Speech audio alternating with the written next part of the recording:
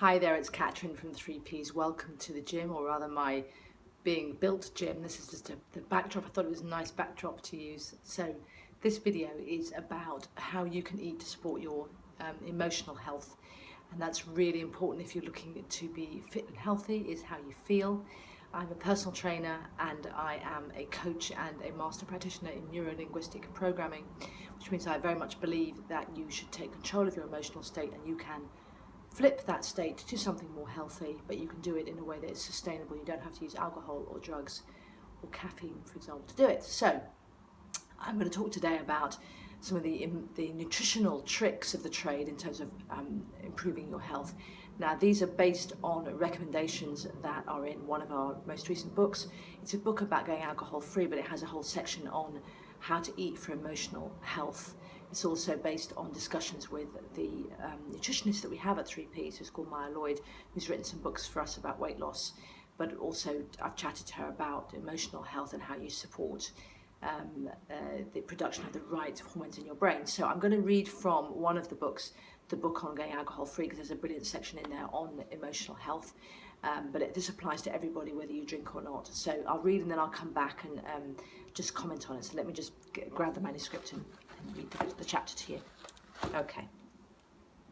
So it's called Food to Support Your Emotional Balance. It says, so how do you rebuild your emotional balance? There are 4 groups of brain chemicals that need to get back into balance: serotonin, endorphins, GABBA, and dopamine, and the other catacholines. Serotonin. Serotonin is the brain chemical that regulates your mood, sleep, pain, emotion, and appetite. It also influences self-control, impulse control, and the ability to plan ahead. Low serotonin also leads to sugar cravings and caffeine cravings, anything to pick yourself up. The chemicals also help with pain and stress and help you feel good. These are the feel-good chemicals released with prolonged exercise. Right. Endorphins. As with serotonin, the one effect of low endorphin levels is lowered immunity. That's research from 2008 by Cowan. The immune cells in our body have endorphin sites. These cells can't function properly without them. The result is you are prone to infection, viruses, and cancer, and autoimmune diseases. So that's endorphins. So GABA. GABA is a relaxation chemical in the brain, mental relaxation rather than emotional relaxation. Serotonin is emotional relaxation. It is described as natural Valium. Then dopamine and the catacholines. These chemicals are energizing. You need them to focus and for alertness. Right, now, recovery from these 4 groups of neurotransmitters. So what's the recovery? So, what can you do to get balance back as quickly as possible? The first point is that all neurotransmitters we have discussed are made of protein. So you need to be eating enough protein. Next, you need to take out of your diet any other chemicals which are messing up your neural balance. And that means nicotine, sugar, and caffeine. Sorry, but true. Third, you need to make sure you are taking in the right fats, omega-3s. Some specific steps you can take to target particular neurotransmitters. First of all, serotonin. Make sure you have enough tryptophan in your diet. That means eggs, turkey, sesame, and sunflower seeds, kelp, bananas, almonds, pork, shrimp, wild game, chicken, tempeh, and milk. Make sure you have some carbohydrate with these foods, as you need the carbohydrate to support the tryptophan across the blood-brain pathway. So that's a very good point. So if you're eating tryptophan-rich foods, make sure there's some carbs so that you can actually get the tryptophan into the brain.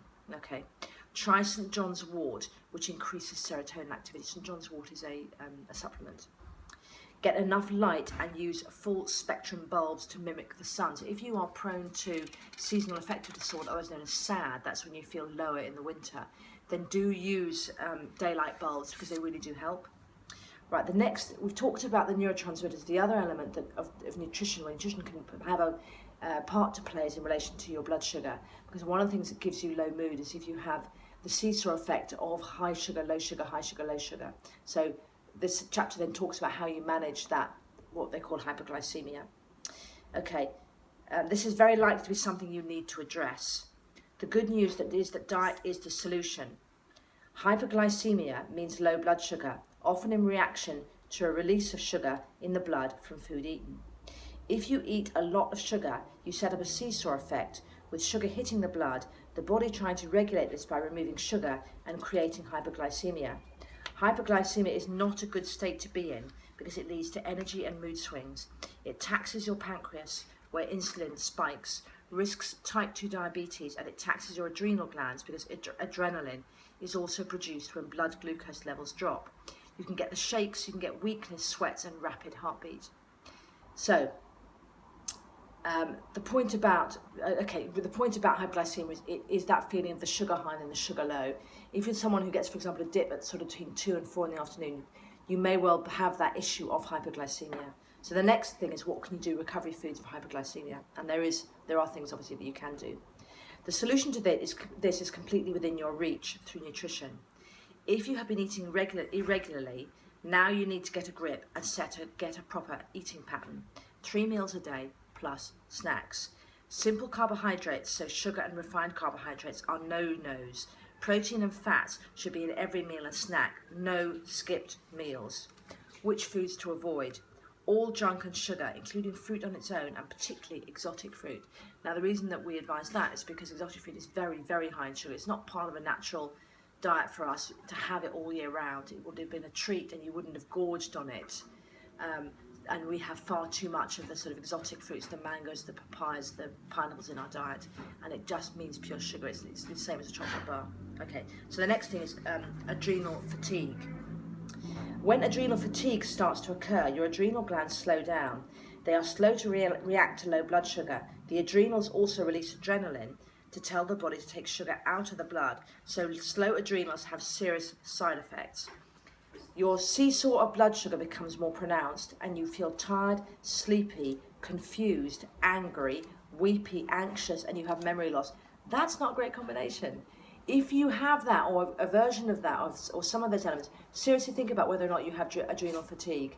At its most extreme, adrenal fatigue means you simply can't get out of bed in the morning. You just can't function. It obviously comes with having a lot of stress in your life. So, the classic symptom of adrenal fatigue is if you sit down for even a few minutes and fall asleep. Now, I've been in that situation where I feel like I'm fine, but the moment I stop any activity, if I sit down, I literally drop off. And that was because I was adrenally fatigued. It took me probably about a year to get over that, and I had to eat very well and get a lot of rest. But I did get over it, and I now am quite careful with my blood sugar because I know that if I get a seesaw effect with my blood sugar, and I'm starting to release adrenaline, I could get back into that situation, which I really don't want. So, the recovery foods for adrenal fatigue. The first thing to do is stabilise your blood sugar. So we go back to blood sugar again. It's again crucial for adrenal fatigue. With regular meals based around protein and fat and lots of vegetables and no junk. Okay, so if we summarise all of that, what we're saying is if you want to support your mood and nutrition, you need, number one, to eat plenty of protein. Because first of all, hormones are made from protein. You need protein to create hormones, and you need therefore protein to create the happy hormones you want in your brain, and that's endorphins and serotonin and GABBA and dopamine. Those are the 4 groups, or dopamine and the catacholines. Those are the 4 groups that you want in your brain. The next thing is there are certain types of food, particularly that are heavy in tryptophan, and tryptophan is a great hormone. It's a precursor to serotonin. It's a hormone that particularly aids sleep. And things like turkey are very high in it. Eat those foods that are rich in tryptophan, but make sure you eat some carbohydrate with them so that you can actually get that into your brain. And then with all of these areas and adrenal fatigue, it's about keeping your blood sugar stable. Now, the way that you keep your blood sugar stable is to eat small meals and regularly. So no starvation, you're not eating during the day and just eating at night. You need to eat small, regular meals, and you need to make sure you have protein at the centre of each of those meals, and that includes breakfast. I see with a lot of my clients that they get their lunch right and they get their dinner right, but when it comes to breakfast, they'll have, like a shop-bought porridge with a fruit compote, others known as a dollop of sugar on top, or a dollop of honey. Now, that is not an acceptable breakfast in terms of trying to support your mood. You need to eat protein at breakfast. You'd be much better off to have either some eggs for breakfast, you could have some yogurt and nuts for breakfast, you could have You know, you can even have grilled bacon sandwich if that's what you want. But to get the protein in at each meal is absolutely crucial to support your mood.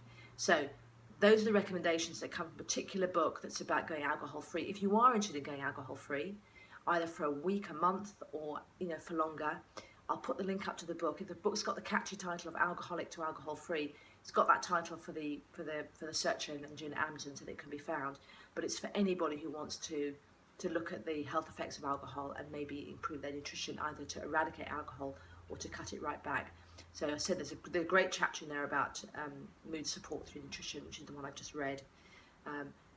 I'll put some links up, or I'll put some lists up about the foods that are rich in tryptophan, for example, so you can see all that.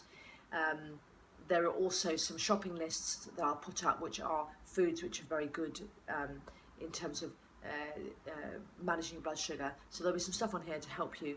But the main takeaway from this is get your blood sugar steady, make sure you're having protein at every meal. I hope that's been helpful. Do send me any questions you want to. I'd be delighted to answer them.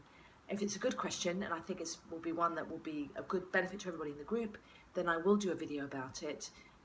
There's a whole playlist on here of Q&A.